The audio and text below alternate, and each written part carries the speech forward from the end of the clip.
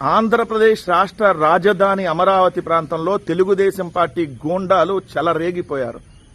ఇది ఓన్లీ తెలుగుదేశం పార్టీకి సంబంధించినటువంటి రాజధాని, ఇక్కడికి ఎవడూ రాకూడదు, మా పర్మిషన్ తీసుకొని రావాలి అని చెప్పి నిన్న టీడీపీ గూండాలు రెచ్చిపోయి ఏదైతే వీరంగం సృష్టించినటువంటి పరిస్థితి.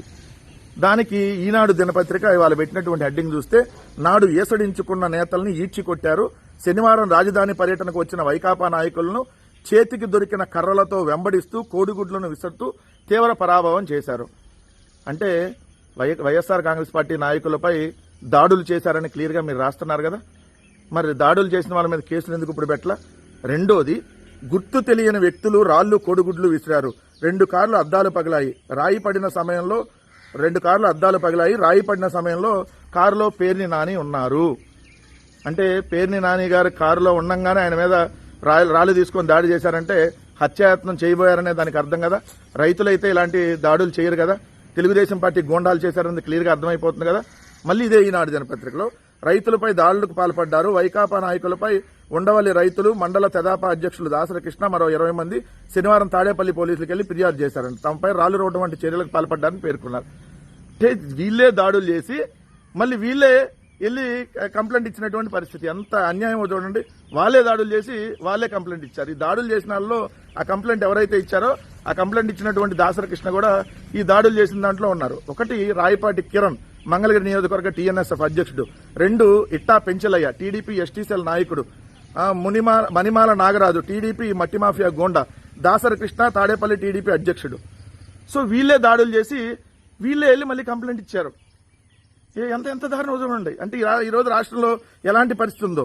ఈరోజు అమరావతి ప్రాంతానికి రైతులు ఆహ్వానించారు వైఎస్ఆర్ కాంగ్రెస్ పార్టీని, కానీ తెలుగుదేశం గూండాలేమో దాన్ని అడ్డుకుంటున్నటువంటి పరిస్థితి. అంటే తెలుగుదేశం వాళ్ళ దోపిడీ ఎక్కడ బయటకు వచ్చిందో అక్కడికి వెళ్తాయని చెప్పి వాళ్ళే అడ్డుకుంటున్నారు. నిన్న సిఆర్డీఏకి సంబంధించినటువంటి వాళ్ళ మీద కంప్లైంట్ చేశారు ఉండవల్లి రైతులు గుంటూరు కలెక్టరేట్కి వెళ్లి, మా భూములు మేము ఇవ్వని చెప్పి. సో ఇంత క్లియర్గా అక్కడ జరుగుతున్నటువంటి అన్యాయాల్ని, అక్రమాలని వైఎస్ఆర్ కాంగ్రెస్ పార్టీ ప్రశ్నిస్తుందని చెప్పి, ఏదైతే బలవంతంగా మీరు భూములు తీసుకోవద్దని చెప్పి వైఎస్ఆర్ కాంగ్రెస్ పార్టీ చెబుతుంటే, మీరు బలవంతంగా భూములు తీసుకున్నటువంటి రైతుల దగ్గరికి మీరు వెళ్తానంటే, అది బలవంతంగా భూములు తీసుకునేటటువంటి రైతులకు అండగా నిలబడతాను వైఎస్ఆర్ కాంగ్రెస్ పార్టీ వెళ్తుంటే, మమ్మల్ని ద్రోహి అని రాస్తారా? ఎవరు రాజధాని ద్రోహి? 10 సంవత్సరాల కౌల్ని 15 సంవత్సరాలు పెంచిన వాళ్ళు రాజధాని ద్రోహి అవుతారా? బలవంతంగా భూములు తీసుకునేవాడు రాజధాని ద్రోహి అవుతాడా?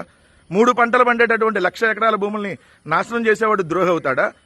ఏదైతే లేదు మావిగన్న అనేటటువంటి మచిలీపట్నం, విజయవాడ, గుంటూరుని రెడీమేడ్ రాజధాని కారిడార్గా ప్రకటిద్దామనే వాళ్ళు ద్రోహి అవుతారా? అంటే ఈరోజు రైతులు కాదు అక్కడికి వచ్చింది, తెలుగుదేశం పార్టీ గూండాలు.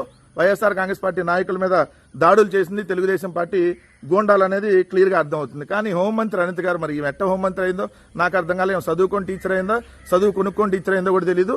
మాటలు అమరావతి రైతులపై వైకాపా రౌడీ మొక్కల దాడి ఏ రైతుపై జరిగిందో, అంటే రైతులపై దాడి జరిగిందంట. మరి ఏ రైతుపై జరిగిందో సెలవిస్తే బాగుండేది కదా. ఏ రైతులపై దాడి జరిగింది హోంమంత్రి అనిత గారు? ఆ రైతుల పేర్లు చెప్పండి.